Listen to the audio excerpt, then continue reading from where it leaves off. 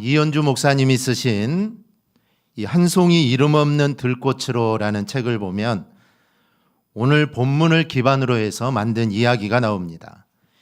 예수님이 말씀하십니다. 너희의 생각은 어떠냐?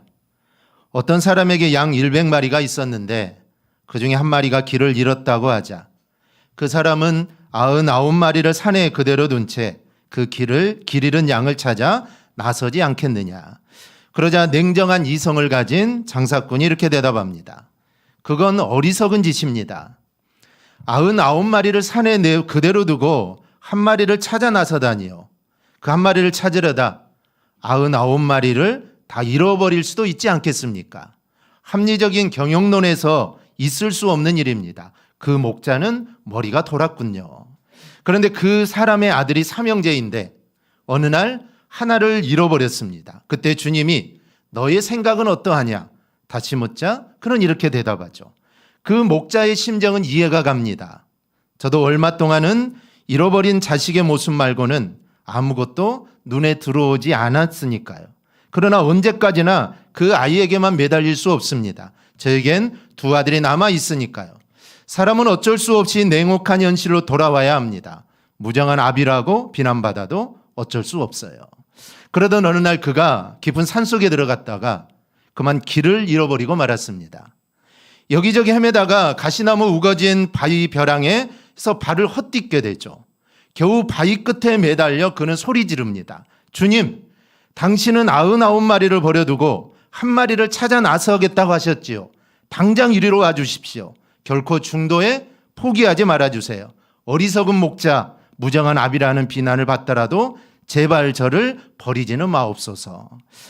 여기서 잃은 양 한 마리를 찾기 위해 길을 나서는 여러분 목자의 심정, 여러분 이해가 되십니까? 사람들은 자신이 그런 일을 당하지 않았기에 99마리를 두고 한 마리를 찾아가는 거 정말 어리석은 일이라고 생각을 하죠. 그런데 자기가 그 한 마리의 양이 되면 사실 물불 가릴 게 없습니다. 무정한 아비라 소리를 들어도 좋다는 것이죠. 어리석은 목자, 비난 들어도 괜찮으니까 자기를 좀 구해달라라는 것입니다. 오늘 본문을 보면 목자는 한 마리 양을 잃자 99마리를 들에 두고 한 마리를 찾아 나섰다고 합니다. 그런데 오늘 본문의 상황을 우리가 성경의 시대로 좀 가서 보면 목자가 양떼에게 꼴을 뜯게 하는 곳은 기본적으로 시야가 확 트인 곳입니다. 목자가 양떼를 사실 전체적으로 한눈에 지켜볼 수 있는 공간이죠. 목자가 봤을 때 여기서 한 마리 보이고 저기서 한 마리 보이는 곳에는 절대로 양떼를 치지 않습니다. 즉 자기의 눈이 봤을 때 100마리가 모두 다 자기의 눈에 들어오는 곳, 그러면 그곳은 아주 넓은 공간일 겁니다. 이런 곳에서 양을 치죠. 특히 들에서 풀을 뜯고 있는 양떼는 스스로 어디론가 움직여서 가지 않습니다. 목자가 인도하거나 또 나귀 등을 앞세워서 양떼를 움직이지 않으면 풀어놓은 그곳에서 풀을 뜯는 게 양의 습성입니다. 그런 점에서 99마리의 양을 길을 잃을 가능성은 사실 거의 없습니다. 또한 양 100마리를 치는데 목자 혼자만 칠까요? 그러지 않을 겁니다. 이 정도 규모의 양떼라면 목동 한 사람이 더 있거나 아니면 목동이 없으면 여러 마리의 개와 함께 움직이기 때문에 사실 목자 없는 양 99마리 같은 상황은 사실 실제로는 이거는 존재할 수 없는 것이죠. 특히 필립 켈러라는 이 사람은 양과 목자라는 책에서 이 양은 길을 잘 잃지 않는 동물이라고 말을 합니다. 이 책을 보면 양의 속성을 아주 자세하게 기록해 놓았는데 양은 스스로를 보호하지 못하는 정말 무력한 짐승이라서 적이 나타나면 겁에 질려 도망치거나 이 덤불에 몸을 숨깁니다. 게다가 이 양이라는 게 몸이 한번 뒤집히면 사실 혼자 뒤집어져서 일어나지 못한다고 하죠. 몸도 뚱뚱하기도 하고 털도 많고 그래서 목자가 몸을 일으켜줘야만 양은 곧바로 일어설 수 있습니다. 그래서 목자가 구해주지 않으면 양은 죽을 수밖에 없는 존재라는 것이죠. 특히 양은 세심한 관리가 필요한데 양은 판단력도 시력도 좋지 않은 동물이라 사실 그냥 내버려 두면 독초를 먹고 또 더러운 물을 마셔서 병에 걸리거나 또 위험한 곳을 돌아다니다가 죽게 되기 때문이라고 합니다. 더구나 양은 같이 모여있기를 참 좋아합니다. 그래서 전염병에 취약하다고 하죠.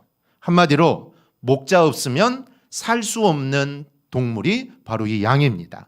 그러기에 양에게는 사실 목자가 절대적으로 필요하죠. 그런데 한 마리가 양이 길을 잃었습니다. 그러면 그 양을 빨리 찾아내지 않으면 어떻게 될까요? 그 양은 죽는 겁니다. 목자와 떨어져 있죠. 어디에 떨어져 있을 수도 있고 어떤 물을 먹을지도 모르고 독초를 먹을지도 모르니까 이 한 마리 양은 목자가 빨리 찾지 않으면 그 양은 죽습니다. 그래서 목자는 99마리를 두고 한 마리를 찾아 나선 겁니다. 사실 목자의 입장에서 너무나 급하죠. 빨리 찾아야 합니다. 늦게 찾을수록 양은 죽게 되죠. 그리고 찾자 이 목자는 너무나 기뻐합니다. 그러면 본문에서 말하는 목자는 누구고 양은 누굴까요? 본문 7절입니다. 우리 한음성으로 함께 보겠습니다. 내가 너희에게 이르노니 이와 같이 죄인 한 사람이 회개하면 하늘에서는 회개할 것 없는 의인 99으로 말미암아 기뻐하는 것보다 더하리라. 여기서 목자는 예수님이고 양은 사람입니다. 그중 죄인 된 사람이죠. 하나님의 기쁨은 죄인을 찾는 것입니다. 잃어버린 양을 찾는 것이죠. 여기서 잃어버린 양이라고 하니까 교회를 나오다가 안 나오는 사람으로만 생각해서는 안 됩니다. 그런 분도 포함이 되지만 아직도 하나님 믿지 않는 하나님의 백성, 하나님의 백성인데 아직 예수를 믿지 않는 사람들이 있습니다. 그 사람들 모두가 포함되죠. 그러면 하나님의 기쁨은 여러분 누구를 찾는 것일까요? 첫째, 하나님의 기쁨은 나를 찾는 것입니다. 본문은 잃어버린 양을 찾는 비유입니다. 물론 여기 목자는 예수님이고 양은 믿음의 길을 떠난 성도들입니다. 사실 원래 사람은 하나님이 사람을 창조하실 때 하나님을 찬송하고 하나님을 예배하도록 우리 인간은 창조가 된 겁니다.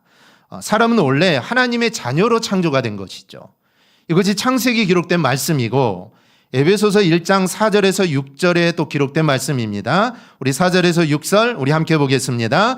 곧 창세전에 그리스도 안에서 우리를 택하사 우리로 사랑 안에서 그 앞에 거룩하고 흠이 없게 하시려고 그 기쁘신 뜻대로 우리를 예정하사 예수 그리스도로 말미암아 자기 아들들이 되게 하셨으니 이는 그가 사랑하시는 자 안에서 우리에게 거저 주시는 바 그의 은혜의 영광을 찬송하게 하려는 것이라. 아멘. 우리 인간은 이렇게 원래 창조된 겁니다. 하나님의 자녀로서 하나님의 아들, 딸로서 하나님을 찬양하고 하나님께 예배하는 자로 창조된 것이죠. 그런데 그렇게 창조된 우리가 죄를 짓습니다.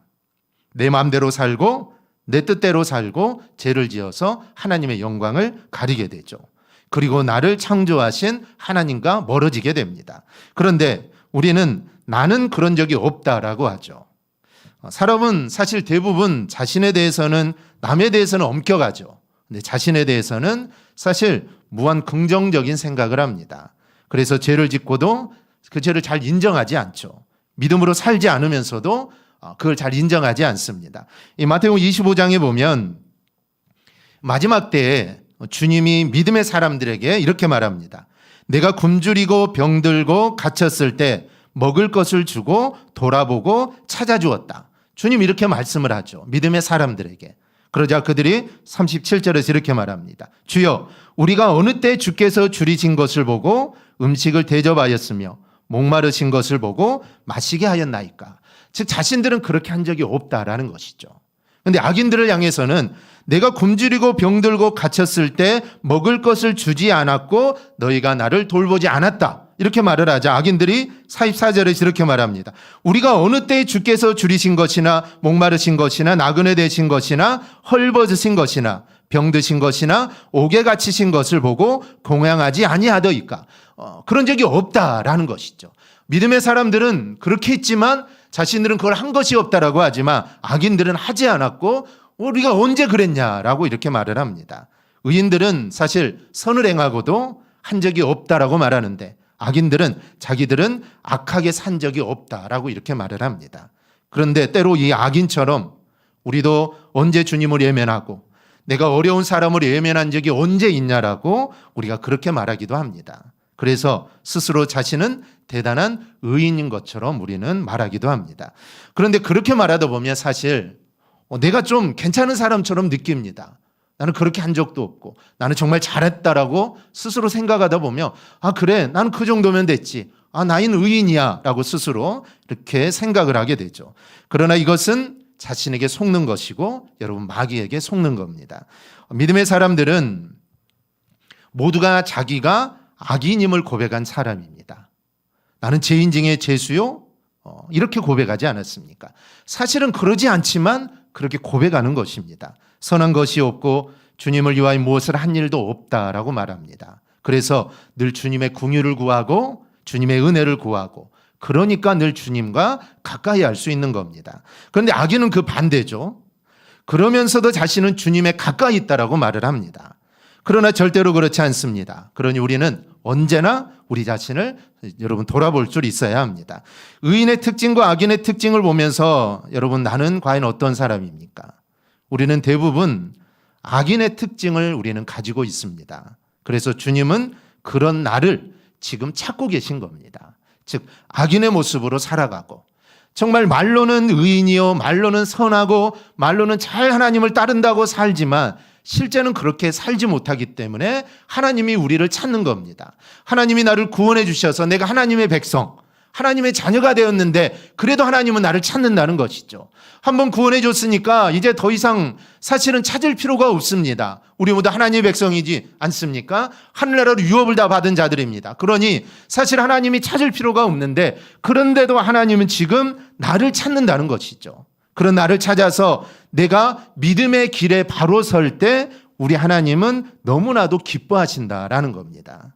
즉 하나님의 기쁨은 잃어버린 양 같은 내가 믿음으로 바로 서는 것, 여기에 바로 하나님의 기쁨이 있습니다. 그럴 때 하나님이 정말 기뻐하신다는 것이죠. 우리 모두 이 사실을 잊지 말고 늘 말씀으로 믿음 안에 바로 서서 하나님의 기쁨이 되는 삶이 되기를 주님의 이름으로 축복합니다. 두 번째로 하나님의 기쁨은 우리 모두를 찾는 겁니다. 하나님의 첫 번째 기쁨은 내가 믿음으로 사는 자, 즉 믿음으로 살지 않는 내가 믿음으로 살면 하나님은 정말 기뻐합니다. 그래서 이게 바로 하나님의 기쁨이라는 것이죠. 그런데 하나님의 기쁨 또 있습니다. 그것은 우리 모두가 하나님 안에서 바로 서는 겁니다. 성경은 우리를 개인이 아니라 지체라고 이렇게 말씀합니다.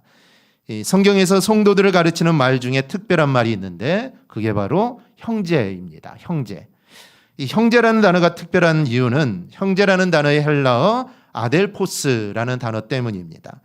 이 형제라는 의미의 아델포스는 이 알파와 자궁의 태라는 의미의 델피스 이 두 단어가 합쳐진 단어입니다.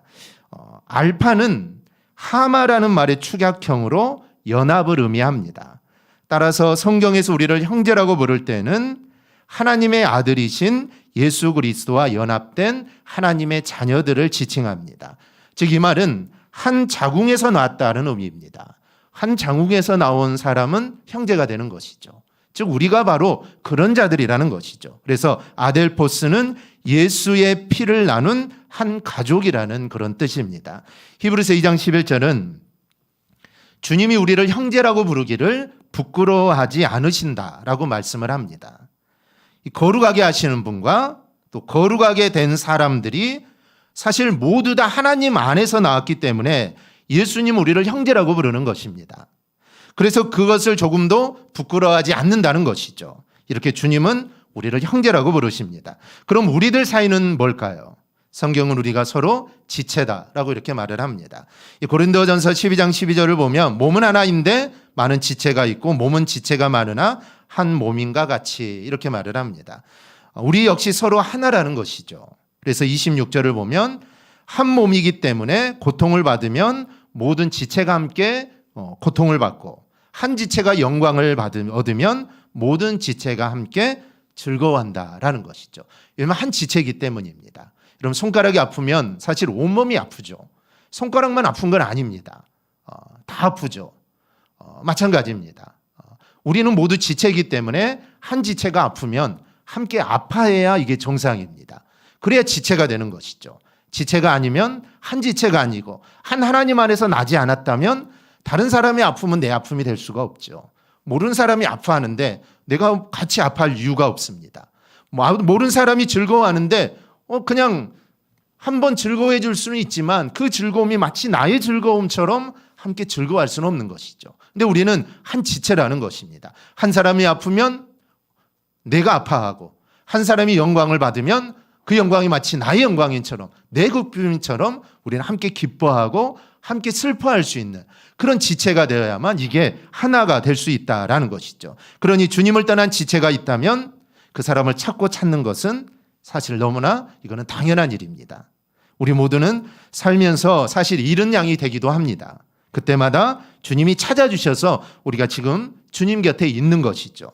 하나님, 우리 모두가 주님을 따라 믿음의 길을 가는 것을 우리 하나님 너무나 바라십니다. 그렇게 할 때 우리 하나님이 정말 기뻐하십니다. 하나님이 기뻐하시는 것은 우리 모든 성도들이 힘을 합쳐 믿음의 길을 함께 가는 것, 이게 하나님이 가장 기뻐하십니다. 그리고 실족한 지체가 있다면 함께 믿음의 길을 가도록 여러분 인도해야 합니다.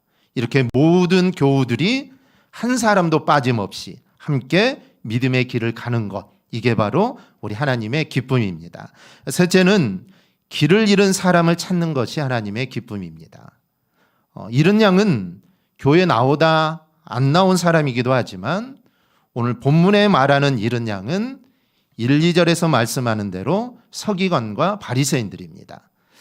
예수님이 말씀을 전하자 많은 세리와 죄인들이 예수님의 말씀을 들으려고 모여들게 되죠.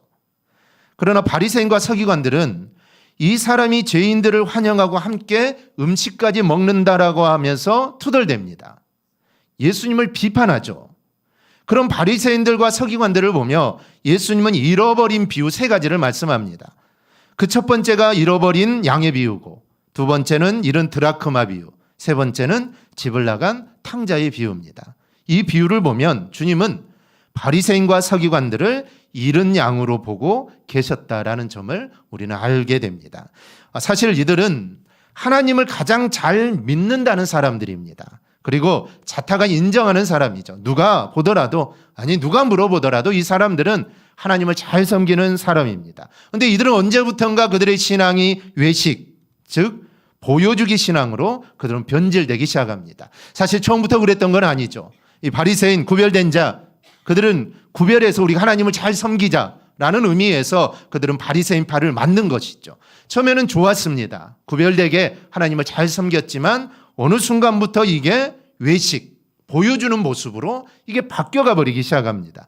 그래서 주님은 마태복음 23장 3절에서 무엇이든지 그들이 말하는 바는 행하고 지키되 그들이 하는 행위는 본받지 말라. 그들이 말하는 것은 그들의 말은 잘하니까, 그들의 말은 옳은 거니까 그들의 말은 잘 듣고 지켜 행하되 그들이 행하는 것은 본받지 말라는 것이죠. 그들의 행위는 외식이었다는 것이죠. 그래서 그거는 절대로 본받지 말라는 겁니다. 그들이 하는 짓이 어떤지 마태복음 6장 5절에서 이렇게 주님 말씀합니다. 너희는 기도할 때 외식하는 자와 같이 하지 말라. 그들은 사람에게 보이려고 회당과 큰 거리 어귀에 서서 기도하기를 좋아하느니라.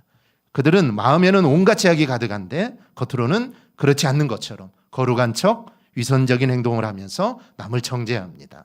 그래서 하나님은 이들이 하나님을 떠난 잃은 양이다라고 말을 합니다. 이것을 우리에게 적용해 보면 직분을 앞세우는 신앙생활, 오랫동안 해왔기에 습관적인 신앙생활, 위선적인 신앙생활, 열매 없는 신앙생활이 여러분 여기에 속합니다. 이런 것들이 나를 주님에게서 서서히 떠나가게 해서 잃은 양으로 나를 만들게 되는 겁니다.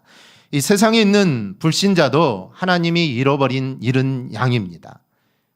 이들이 회개하고 믿음의 길로 돌아올 때 우리 주님은 정말 기뻐하십니다. 1988년 영국 BBC 방송에 한 노신사가 초대를 받게 됩니다. 왜 자신이 초대받았는지도 모르는 이 노신사에게 아나운서가 자료를 줍니다. 2차 세계대전 당시 이 체코 프라하의 유대인 수용소에서 669명의 유대인 아이들을 영국으로 이방시킨 서류와 사진들이었습니다. 이 노신사의 이름은 니콜라스 윈턴입니다. 박청객들이 그에게 박수를 보냈지만 그는 오히려 부끄러워합니다. 당시 29살 은행원이었던 이 윈턴은 유대인 아이들이 갇혀있는 나치 수용소의 그 실상을 알고 자신의 사비를 들어서 669명의 아이를 영국으로 데리고 오는데 성공을 하게 됩니다. 그러나 나치의 이 폴란드 침공으로 마지막 250명의 아이를 태운 기차가 출발을 하지 못하게 됩니다. 그 아이들의 생사를 알 수가 없게 된 것이죠. 그래서 구한 아이들보다 구하지 못한 아이들에 대한 죄책감이 컸던 이 윈터는 이 일을 아무에게도 이야기하지 않았던 겁니다. 그런데 50년 후에 아내가 서류를 우연히 발견해서 그것을 방송에 알리면서 이 아무도 몰랐던 그 일이 세상에 드러나게 된 겁니다. 자신에 대한 방송이 나가는 것에 불편해하는 윈턴을 보며 아나운서가 말합니다. 혹시 방청객 가운데 니콜라스 윈턴에 의해 생명을 구한 분이 있으면 일어나 주세요. 그러자 주위에 앉아있던 모든 사람들이 일어납니다. 구원받은 아이들이 성인이 되어 다 참석한 것이죠. 그를 구한 669명의 아이들과 그들이 낳은 자녀와 손자들을 포함한 6,000명의 가족들이 그 자리에 있었던 겁니다. 이들을 니키의 아이들이다라고 이렇게 부릅니다. 여러분, 생명을 구원한 이야기는 사실 얼마나 아름답습니까? 주님은 목숨까지 버리시며 우리의 생명을 구원하셨습니다. 그리고 주님은 아직도 돌아오지 않은 이런 양들을 구원하기를 원하십니다. 그것은 우리 하나님이 여러분 제일 기뻐하시는 일입니다. 그리고 그 귀한 일을 하나님이 정말 기뻐하시는 일을 저와 여러분에게 맡겨주셨습니다. 사실 하나님이 하실 수도 있죠. 참 하나님 말씀 한마디면 이 세상의 모든 잃어버린 양들이 주의 전으로 와서 하나님을 찬양하고 예배하는 것. 정말 하나님의 입장에서는 너무나 쉬운 일이지만 하지만 하나님은 그 일을 우리에게 맡겨주십니다. 그 이유는 어린 영혼 한 영혼이 주님께로 돌아왔을 때 하나님이 기뻐하시는 그 기쁨을 바로 우리에게 그 기쁨을 주시기 위해서 그 일들을 우리에게 맡겨준 겁니다. 여러분, 내가 누군가를 전도해서 정말 한 영혼이 예수를 믿게 되었습니다. 그 사람이 정착하여 예수를 잘 믿는다면 사실 이것보다 귀하고 여러분 기쁜 일이 어디에 있습니까? 하늘에서는 정말 한 영혼이 하나님께로 돌아올 때 하늘에서는 잔치가 열립니다. 왜냐하면 하나님이 너무 기뻐하시기 때문이죠. 왕들도 기쁜 일이 있으면 이 잔치를 하지 않습니까? 뭐 생일이나 뭐 전쟁에 승리하거나 그럼 너무 기쁘니까 잔치를 열지 않습니까? 하나님도 마찬가지입니다. 죽어가는 한 영혼이 하나님께로 돌아올 때 하나님은 너무 기뻐서 하늘나라에서 잔치를 여는 것입니다. 너무 기쁘다는 것이죠. 그 기쁨, 그 일들을 저와 여러분에게 맡겨주신 겁니다. 그래서 너희도 그 일들을 한번 해봐라. 그리고 내가 정말 기뻐하는데 그 기쁨을 너희도 한번 만끽해 봐라. 그 기쁨을 한번 누리면서 한번 살아봐라 라고 우리에게 이 일을 맡겨주시는 겁니다. 그래서 이 일이 바로 저와 여러분에게 있다는 것을 알고 정말 이 일에 앞장서 나가 하나님이 주시는 기쁨을 누리고 또 하나님의 기쁨이 되는 우리 성도가 되기를 주님의 이름으로 축원합니다. 아멘. 우리 함께 찬양하겠습니다.